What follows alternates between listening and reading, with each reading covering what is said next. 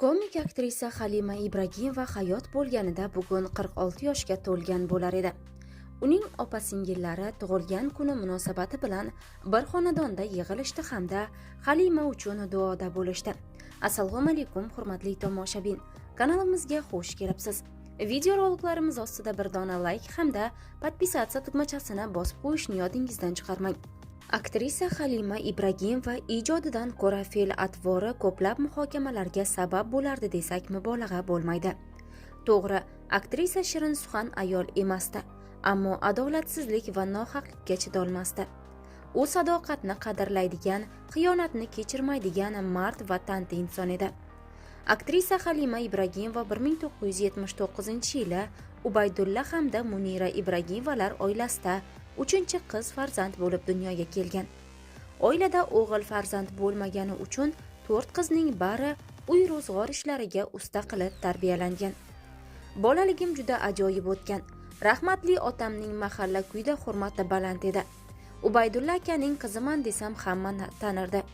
Chunki otam yuqori lavozimda ishlagan, qo'lidan kelgan yordamini ayamaydigan saxiy inson bo'lgan.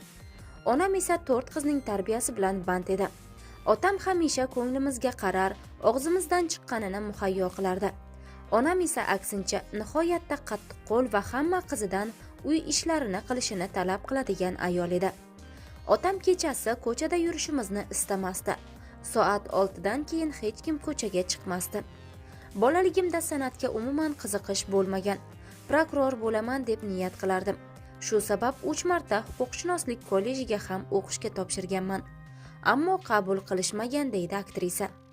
Ubaydulla Ibragimov dastlab qurilishda oddiy ishchi bo'lib ishlagan. Undan keyin uzoq yillar 7-avtokorxonada bosh muhandis lavozimida faoliyat yuritgan. Aktrisa otasining o'limi bilan bog'liq voqealarni quyidagicha eslagan edi. Otam rahmatli 16 yoshimda yurak xurujidan vafot etgan. O'shanda otam endigina 42 yoshni qarshilaganda. Otam yaxshi pul topadigan inson bo'lgan. Ammo topganini jamg'arib qo'ymay, odamlarga yordam berishni yaxshi ko'rardi. Zinadan yiqilib tushgan haqida xabar keldi. Keyin bilsak, o'shanda birinchi infarktni boshdan kechirgan ekan. Oradan ko'p o'tmay yana tobi qochdi. Kasalxonaga birga borganman. Otam qo'limda jon bergan deydi aktrisa. Otam dardida oilamiz moliyaviy jihatdan umuman qiynalmagan. Katta yeb, katta ichishga o'rganib qolganimiz uchun otamning vafotidan keyin ishlashimga to'g'ri kelgan. Dadamning tanishlari bozorga ishga joylashtirishdi. U yerda hisobchilikni o'rgandim. Halimaning moddiy imkoniyatlari keng bo'lgani, u qimmatbaho avtomobil boshqargani-yu dang'illama uyda yashagani hech kimga sir emas. Ammo aktrisa boy oilada tug'ilmadi. U moddiy qiyinchilikni boshdan kechirgan kunlarni hammaga eslab aytib bergan. Men turmushga chiqmadim, baxtim ochilmadi. Singlimga xaridor kelib, uni turmushga bergandik. Ammo otamning o'limidan ko'p o'tmay, singlim bir bolasi bilan uyimizga qaytib keldi. 3 ayol uydamiz. Yosh bolaning ham o'ziga yarasha xarajatlari bor. O'ylab oxiri qora bozorda tirikchilik qilishga majbur bo'ldim. Chunki vaziyat shu darajaga yetganda, ro'zg'or uchun uydagi texnika yoki mebellarni sotishni boshladik. Sarmoyaga kiritadigan mablag'im bo'lmagani uchun boshqalarga ishchi edim. Ya'ni kunlik ishim uchun haq olardim. Undan keyin 7 yil mobaynida Farhod bozorida ishlaganman. Bozor meni tarbiyalab, hayot maktabini o'rgatgan desam ham bo'ladi. Aktrisa asabiy bo'lib qolishiga atrofdagilar sababchi bo'lgani haqida ham aytib o'tgan. Ba'zan asabiylashib, og'ir gapirib yuborishimni bilaman. Men ham onamning qornidan shunday tug'ilmaganman. O'zgarishimga odamlarning o'zi sababchi. Bozorda haqqimni talab qilib baqir-chaqir qilmasam, non topolmasligimni tushunganimdan keyin o'zgarganman. Bozor katta maydon. Unda faqat kuchlilar non topadi. Ishlashni boshlaganimdan keyin oilamizning moliyaviy ahvoli ancha yaxshilangan. Ammo 6 yildan keyin onam ham yurak xuruji bilan kasalxonada vafot etgan. Onamdan 22 yoshimda yetim qolganman. O'ylab qarasam, bolaligimda pishir kuydurga qiziqadigan, uydan ko'chaga chiqishni istamaydigan qiz bo'lganman. Bir yiqilarkansiz, keyin o'rningizdan turib harakat qilishga majbur bo'larkansiz. Odamlarga xo'p bo'ladi deb tavoze qilsangiz yanchib o'tib ketisharkan. Bolaligimdan san'atga qiziqmagan va oilasi ijoddan butunlay yiroq bo'lgan Halima Ibragimova 21 yoshida bu sohaga mehr qo'yadi. San'atkor bo'lishimda Shukrullo Isroilovning o'rni katta. Shu boisdan ham u insonni ustozim deb bilaman. Bir kuni to'yga borganmiz. Xizmatga Shukrullo aka kelgan. Qizlar bilan hazil-huzul qilib raqsga tushganman. Harakatlarimni Shukrullo Isroilov kuzatib o'tirgan ekan. O'shanda gala konsertga tayyorgarlik ko'rishayotgan bo'lgan. Xullas to'yning egasiga qo'ng'iroq qilib, mening raqamimni olgan. Konsertga chiqasanmi deganida qo'rqqanman. Ammo o'sha paytdagi ruhiy holatimni nimadandir o'zgarishim kerak edi. Rozi bo'lganman.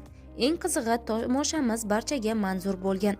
Ana shu kundan keyin institutga hujjat topshirganman va drama aktyorligi bo'limida tahsil olganman.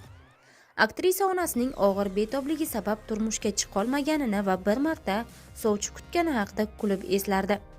Yashirmayman, bir marta 22 yoshimda sovchi kelgan, ammo rad javobini berganman. Chunki u paytda turmushga chiqish haqida o'ylab ham ko'rmasdim. Onam og'ir kasal, singlim bilan navbatma-navbat uxlamay onamning oldida o'tirardik. Shu sabab oila qurish xayolimga ham kelmagan. Ota-onamning o'limidan keyin siqilib qolganman. Atrofimdagi insonlarning bari yigitlar edi. Chunki bolalikdan qizlar bilan chiqishmayman. Ular bilan diskotekalarga borardim. Sochlarimni ham ulardek kestirib yurardim. 28 yoshimda esa menga oila qurish taklifini berishdi. Avvaliga ustimdan kulyapti deb o'yladim. Aktrisa nega o'zidan 7 yosh kichik yigit bilan oila qurgani va to'ydan avvalgi shartnomalar haqida quyidagilarni gapirib o'tgan. Turmush o'rtog'im katta opamning qo'shnisi bo'lgan. O'g'il to'yi qilamiz deb uyni ta'mirlatayotganimizda pochcham hasharga olib kelgan. Avvaliga pochcham senga uylanmoqchi deganida ustimdan kulyapsizmi, hali yosh bola-ku deganman. Chunki u paytda turmush o'rtog'im 21, men esa 28 yoshda bo'lgan. Keyin qaynonam sovchilikka kelgan. Baribir oila qurib farzandli bo'lishing kerak deyishganidan keyin oila qurganman. Halima eri bilan 10 yilga shartnoma tuzgan. Puliga uylangan degan gap so'zlar mutlaqo asossiz. Bu insonni boshimga musibat tushganida ham sinaganman. Oldimda do'stlarim qolmaganda u inson meni qo'llab-quvvatlagan.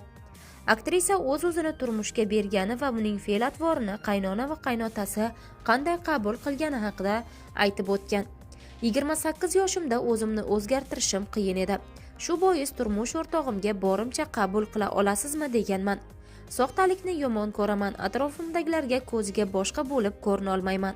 Turmush o'rtog'imni sizlay olmaganman. Qaynonamga ham ertalab vaqtli tura olmasligimni avvaldan aytganman. Hattoki qaynonam rahmatliga sizni oyijon deya olmayman deganim ham esimda. Turmush o'rtog'im og'ir bosiq, fe'l-atvorimiz bir-biridan keskin farq qiladi. Undan sabrni o'rgandim. Ijtimoiy tarmoqlarda aktrisa qizini asrab olgani haqida mish-mishlar tarqalgandi.